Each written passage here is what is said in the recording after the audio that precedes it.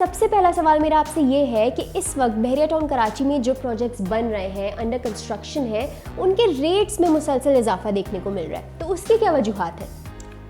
बहरिया town Karachi में जितने भी प्रोजेक्ट्स बन रहे हैं उनमें रेट्स में इसलिए इजाफा आ रहा है कि सबसे पहले तो देखें कंस्ट्रक्शन कॉस्ट में इजाफा हो रहा है। कंस्ट्रक्शन कॉस्ट के अंदर सिर्फ कंस्ट्रक्शन कॉस्ट में इजाफा सिर्फ मटेरियल के हवाले से नहीं हो रहा है, लेबर कॉस्ट में भी इजाफा हो रहा है। जिन लेबर की वेजेस पहले अगर 12,000 या 16,000 हुआ करती थी, आज वो लेबर जो है अपने जो अखराजात के हवाले से जितने भी मामला हैं वो 30,000 रुपये पर लेबर पहुँच गई है। लेबर कॉस्ट हमें बढ़ गई है, कॉन्ट्रैक्टर कॉस्ट हमें बढ़ गई है, स्टील की प्राइस अप है, डॉलर की वजह से मटेरियल रॉ मटेरियल की फरामी नहीं है।